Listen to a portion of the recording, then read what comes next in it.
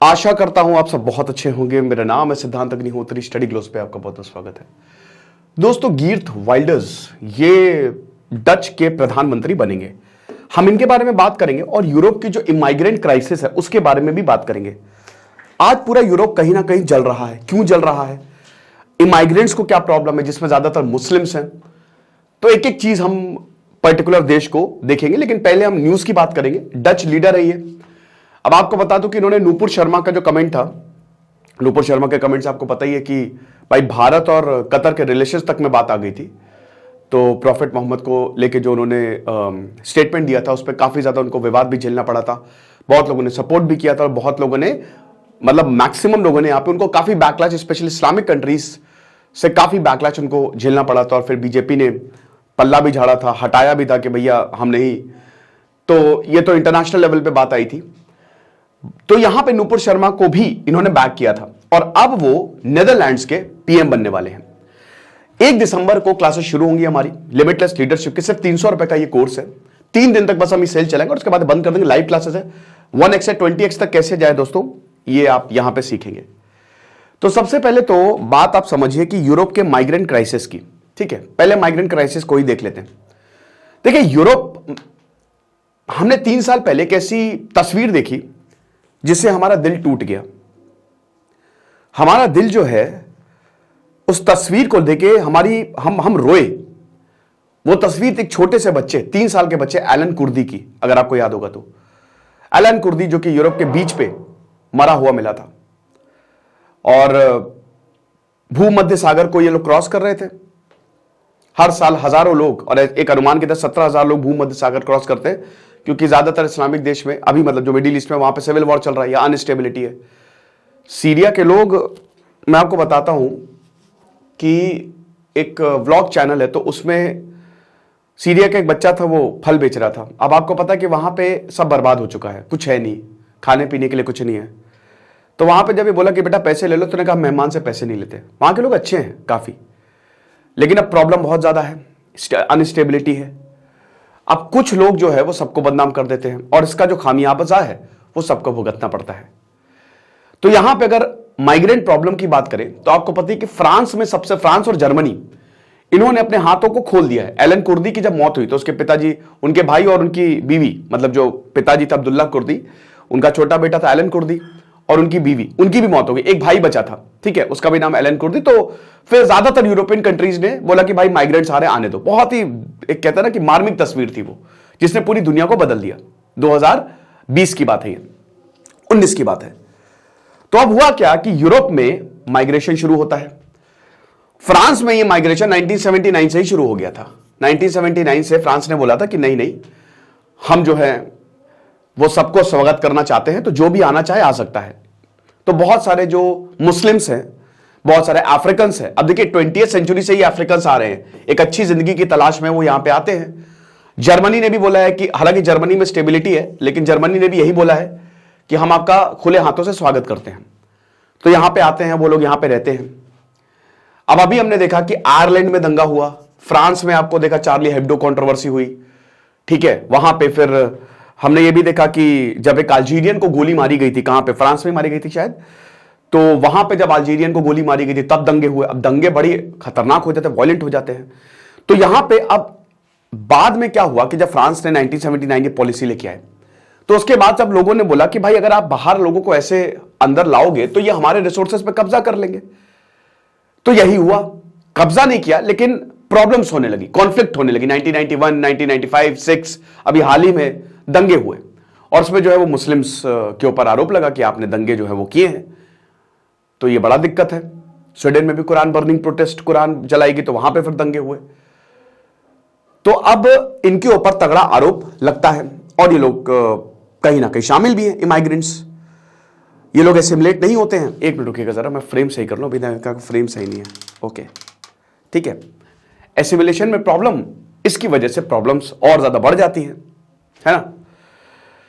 तो बाद में फ्रांस ने अपनी पॉलिसी को चेंज किया। और आपको पता ना कि फ्रांस एक सेक्युलर कंट्री है, लेशाइट वहां पे वर्ड यूज होता है कि मतलब पूरा सेक्युलर। अगर आप बुर्खा भी पहनते हो तो अलाउड नहीं है वो। तो बहुत सारे वहां पे मुस्लिम्स रहते हैं कि भाई देखो आप ऐसे कैसे कह सकते हो, हमारे रिलीजियस प्रैक्टिस है। लेकिन दोस्तों मुझे लगता है इसमें कोई बुरी बात नहीं लेशाइट में। भाई देखो, अगर आप कहीं पे जा रहे हो मेहमान बन के, या तो आपको उनके हिसाब से रहना पड़ेगा। तो ये चीज है। तो काफी ज्यादा प्रॉब्लम्स हुई, काफी लोग जो है वो लगातार बॉर्डर को क्रॉस करते हैं और यूरोप जो है वो जाते हैं ताकि उनको अच्छी जिंदगी मिले। लेकिन अगर आप अनएम्प्लॉयमेंट की बात करें, जैसे फ्रांस में अनएम्प्लॉयमेंट सबसे ज्यादा है, इनमें 15%। प्यू रिसर्च की एक रिपोर्ट के हिसाब से अगले 3 दशकों में बहुत सारे मुस्लिम्स जो है वो यूरोप में रहने लगेंगे, काफी ज्यादा। ठीक है, क्योंकि देशों में युद्ध चल रहा है, गृह युद्ध चल रहा है, और सब भाग भाग के यहां पे आ रहे हैं, उनके पास कोई चारा नहीं है, वो यहां पे आ रहे हैं। अब देखिए कि होता क्या है कि कुछ लोग, जैसे स्पेशल युवा जो हैं, वो कई बार हमने देखा है कि organised crime, drug trafficking, illegal जो हथियार का ट्रेड होता है उसमें इन्वॉल्व है, दंगा भड़काने में यहां पे इनका हाथ होता है। सबका नहीं, कुछ लोग हैं। ठीक है, तो ये प्रॉब्लम अब यूरोप झेल रहा है, और अब पूरे यूरोप में ये आवाज उठ रही है कि इनको भगाओ। पोलैंड ने कभी भी इमाइग्रेंट्स को नहीं बसाया, मुस्लिम्स नहीं आए, तो कहता है कि देखो हमने जो है कभी ऐसा नहीं किया, और तुम लोगों को देखो तुम लोग कर रहे हो, तो अब देखो हर शहर में, हर देश में तुम्हारा जो सरकारी प्रॉब्लम्स, मतलब जो सरकारी संपत्ति वो जला रहे हैं, तुमको मार रहे हैं, ये सब इस तरीके से जो है पोलैंड कहता है। तो अब इसका सोल्यूशन क्या है, क्या प्रॉब्लम्स हैं, क्यों होता है? एक तो सबसे बड़ी बात तो यह है कि भाई ये बात सच भी है कि जब भी यहां पे बात आती है दंगों की, तो इमाइग्रेंट सबसे आगे रहते हैं, वो दंगे करते हैं, सब नहीं, मैं फिर से बोल रहा हूं, इसमें कुछ लोग वही कहना कि गेहूं के साथ गुण भी पुछता है। लेकिन यहां एक और चीज है कि देखिए, सरकार भी कई बार डिस्क्रिमिनेट करती है। सरकार क्या करती है, जैसे फ्रांस में बात करते हैं कि अगर कोई अरब या कोई व्हाइट है तो व्हाइट को छोड़ देंगे, अरब को पकड़ेंगे।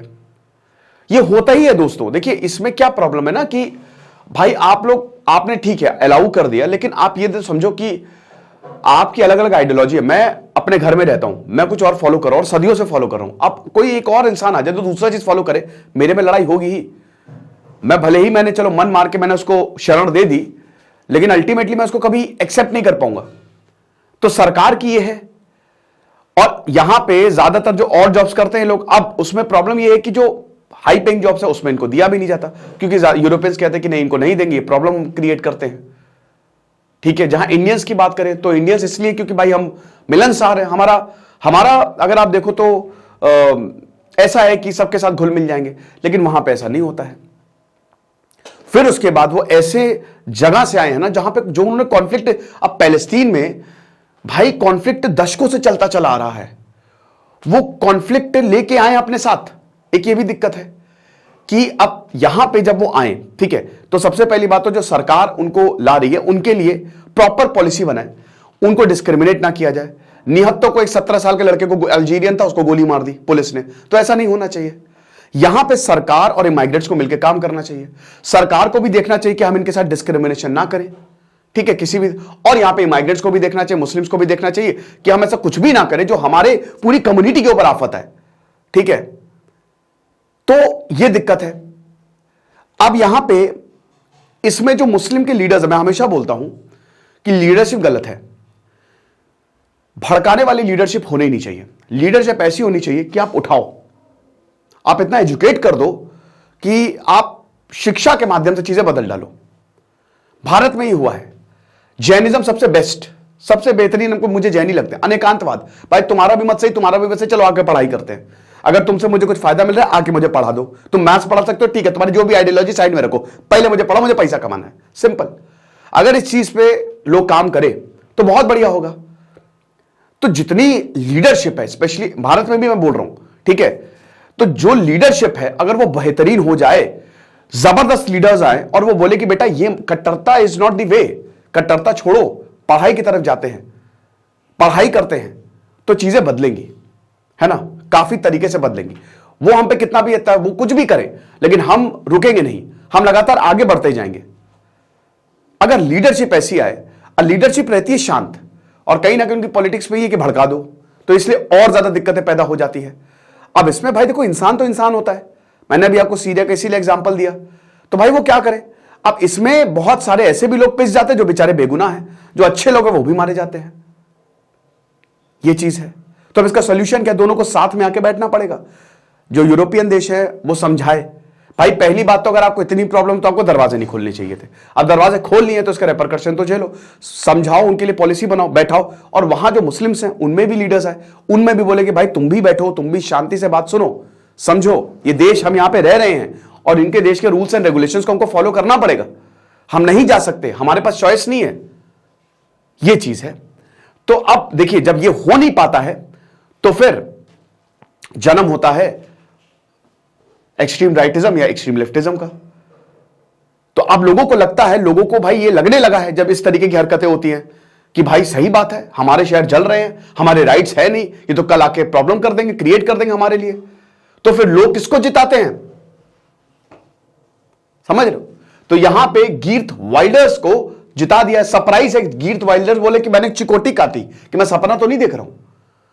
आमतौर पे जो एक्सट्रीम राइटिस्ट हैं, एक्सट्रीम लेफ्टिस्ट, उनको कभी नहीं जिताया जाता, कभी जीतते नहीं वो। भारत में भी आपको एक्सट्रीम राइटिस्ट और एक्सट्रीम लेफ्टिस्ट आपको कभी जीतते हुए नहीं दिखेंगे। भारत की पॉपुलेशन बहुत समझदार है, इंटेलिजेंट पॉपुलेशन है ना? तो ये चीज है।